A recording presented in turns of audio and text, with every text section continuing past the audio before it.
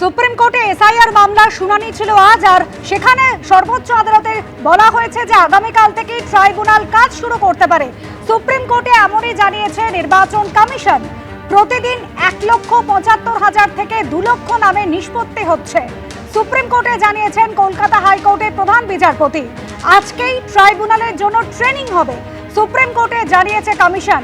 Training এর কি প্রয়োজন? সুপ্রিম কোর্টে প্রশ্ন রাখেন কল্যাণ বন্দ্যোপাধ্যায়। কিভাবে কম্পিউটার বা সিস্টেম হ্যান্ডেল করতে হবে সেটা জানার জন্য ট্রেনিং। এতে কি অসুবিধা রয়েছে? ইচ্ছে হলে আপনিও যান। কল্যাণ বন্দ্যোপাধ্যায়ের উদ্দেশ্যে এমনই মন্তব্য প্রধান বিচারপতির। রাজ্যের অ্যাডভোকেট জেনারেল রয়েছেন, কিছু বলার থাকলে আপনারা প্রধান বিচারপতিকে জানান। রাজনৈতিক দলগুলি কি প্রয়োজন? জেলা বিচারকদের কাছে আবেদন নিয়ে যাচ্ছেন রাজনৈতিক কর্মীরা। বিচারপতি বিচারকদের বিরক্ত করার কি প্রয়োজন? কল্যাণ বন্দ্যোপাধ্যায়কে উদ্দেশ্য করে মন্তব্য মাননীয় বিচারপতি জয়মাল্য বাগচি।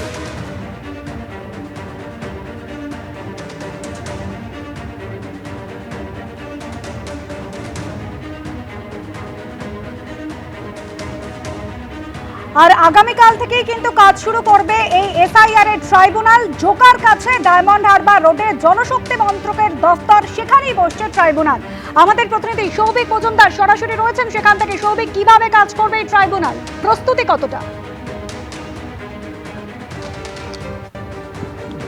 দেখো, প্রথমত তোমাকে বলবো, এই যে ভবন তুমি আমার পেছনে দেখতে পাচ্ছ, স্পষ্টত লেখা রয়েছে doctor Shyamaprasad Mukherjee national institute of water and sanitation.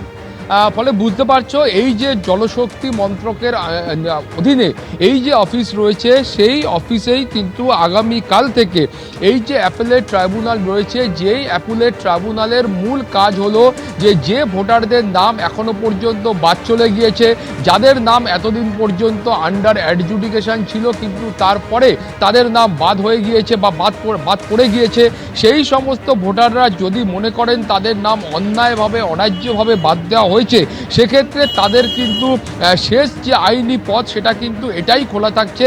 তারা এসে এই অ্যাপেলেট ট্রাইব্যুনালের কাছে আবেদন জানাতে পারেন এবং এখানকার যে মাননীয় অবসরপ্রাপ্ত বিচারপতিরা রয়েছেন তারা কিন্তু তার বিচার করবেন। এখন প্রথমেই আমি তোমাকে এই যে অ্যাপেলেট ট্রাইব্যুনাল রয়েছে সেখানে তুমি একজন ভোটার বা সাধারণ মানুষ কিভাবে পৌঁছাবেন সেই দিক নির্দেশটা তোমাকে করতে চাইবো।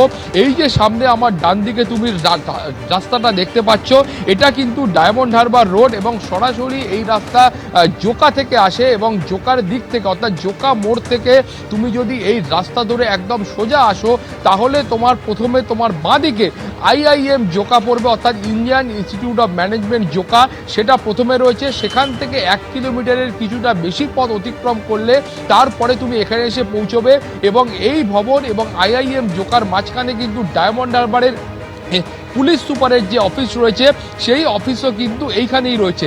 এখন বাদিকটা দেখাবো, এই রাস্তার যে বাদিকটা আছে এটা কিন্তু আমতলা বিষ্ণুপুর ডায়মন্ড হারবারের দিক থেকে আসে, অর্থাৎ যে মানুষরা বা যে ভোটাররা ডায়মন্ড হারবার, বিষ্ণুপুর, আমতলা বা এই সমস্ত দিক থেকে আসবেন তাদের কিন্তু ডান দিকে পড়বে এই ভবন।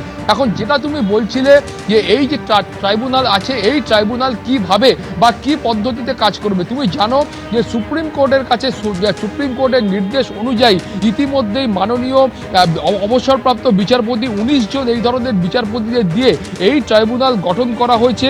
19 জন বিচারপতি থাকবেন এবং সুপ্রিম কোর্টে ইতিমধ্যে জাতীয় নির্বাচন কমিশন যে বক্তব্য পেশ করেছে সেই বক্তব্য অনুযায়ী এই ভবনের মধ্যে ইতিমধ্যে 21টি চেম্বার বা 21টি ঘর তারা নিয়েছেন।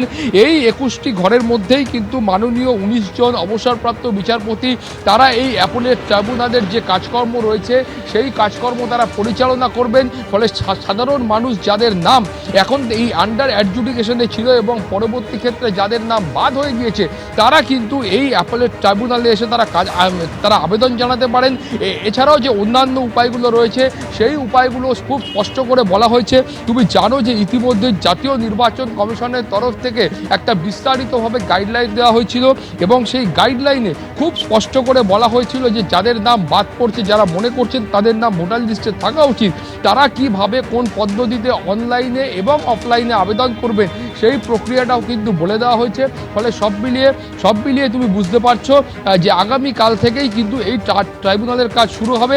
তোমাকে আরও একবার বলবো, যে সাধারণ ভোটাররা যারা জোকার দিক থেকে আসবেন বা জোকা হয়ে আসবেন, তারা আসার সময় প্রথমে তাদের বাঁদিকে Indian institute of management Joka সেটা থাকবে, সেটাকে তারা অতিক্রম করলে তারপরে ডায়মন্ড হারবার পুলিশ ডিস্ট্রিক্টের পুলিশ সুপারের অফিস পড়বে এবং সেখান থেকে আরও কিছুটা এগিয়ে আসলে তারপরে তারা বাঁদিকে এই ভবন পাবেন। অর্থাৎ সাধারণ মানুষ যারা এখানে যাদেরকে আসতে হবে তারা কিন্তু এই পথনির্দেশের মাধ্যমে এখানে এসে পৌঁছতে পারবেন।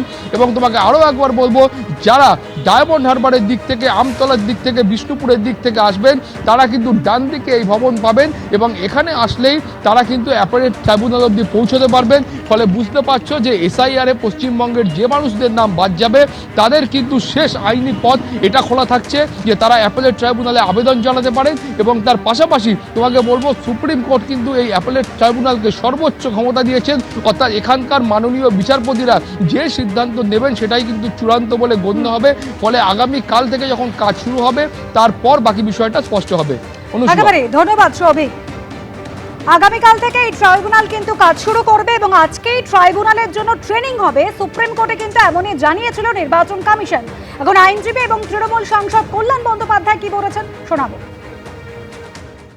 Tribunal will decide the case on the basis of the merit, and if any new কোনো নতুন ডকুমেন্ট যদি দেয়, অনেক সময় হয়েছে তো যে ডকুমেন্টগুলো দিয়েছে ওরা রসিদ দেয়নি, তো ডকুমেন্ট যে যা দেবে সেই ডকুমেন্টের অথেন্টিসিটি চেক আপ করে ট্রাইব্যুনাল ডিসাইড করবে তাদের ওন মেরিটে। এটা ট্রাইব্যুনাল ডিসাইড করবে এবং ট্রাইব্যুনাল যেটা ডিসাইড করবে সেটা ফাইনাল। ইলেকশন কমিশন অবজেকশন দিয়েছিল নতুন ডকুমেন্ট দেওয়ার জন্য, নতুন করে ডকুমেন্ট দেওয়ার জন্য, বাট কোর্ট সে কথা শোনেনি।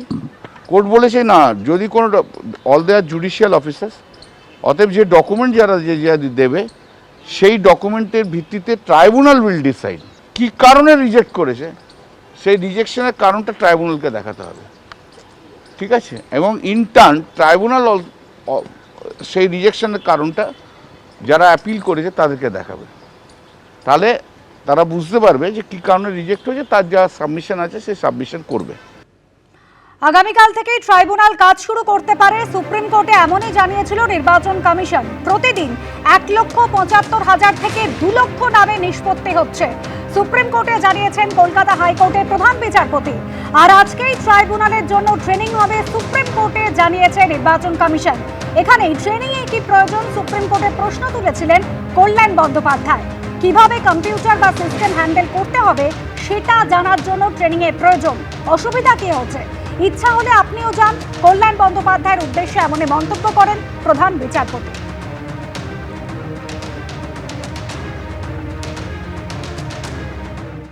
এবিপি আনন্দ, এগিয়ে থাকে, এগিয়ে রাখে।